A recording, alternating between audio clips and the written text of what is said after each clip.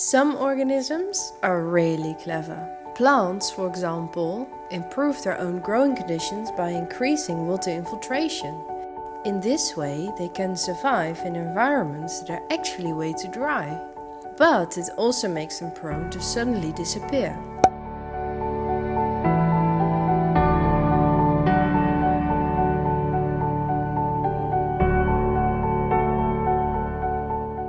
In the face of alarming global changes, there has been much talk about such tipping points in Earth system elements. A tipping point can exist when the same environmental conditions can support two different possible ecosystem states, such as a vegetated and a barren state. A stable state is like a ball in a valley. If conditions become drier, this can cause the ecosystem to tip to the bare state. Water input then needs to improve a lot more for the vegetation to tip back into the system. A stable state means that when the vegetation is disturbed, there is a bit less, but this is only temporary. When a disturbance is too large and the system ends up below this dotted line, then it tips to a bare state. Plants can return when they do so in large enough numbers.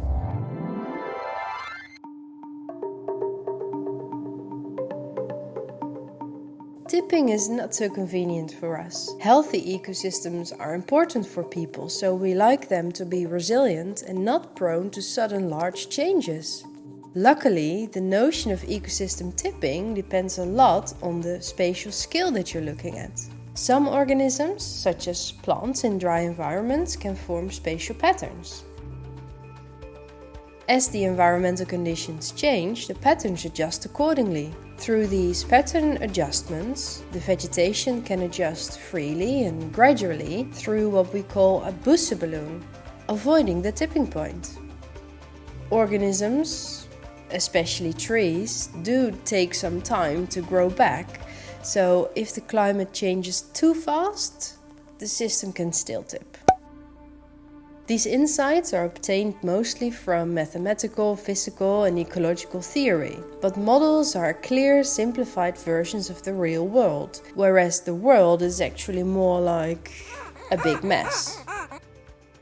Such spatial heterogeneity can also cause spatial pattern formation, for example at the border between savannas and tropical forests. You see, plants can be rather selfish. They worsen conditions for plants of another kind. Tropical forest trees block sunlight so that savanna vegetation cannot grow. And savanna vegetation stimulates fire. Savanna trees are adapted to fire, but tropical trees are not. So savanna plants are bad for forest plants, while forest plants are bad for savanna plants. This results in two alternative stable states. Both savanna vegetation or tropical forest can exist for the same environmental conditions. In a spatially heterogeneous environment, a local disturbance in a patch of tropical forest can lead to stable spatial patterns. These patterns can also adjust to climate change and create stable coexistence states that allow the ecosystem to avoid the tipping point. So, in a world with underlying variety, after a disturbance, the system isn't immediately pushed to either the savanna or the tropical forest state, but it ends up in a coexistence state.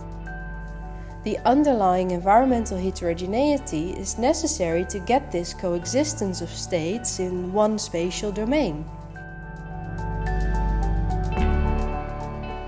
We still must be cautionary with changing our Earth system because tipping can still occur under certain conditions. So it is really important to consider spatial processes when studying tipping points.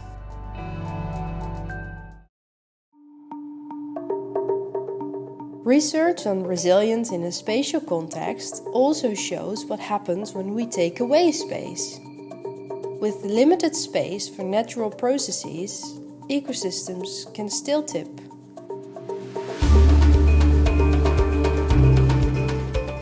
So, if we implement policies that allow space for natural processes, we create landscapes that are actually resilient in the face of climate change.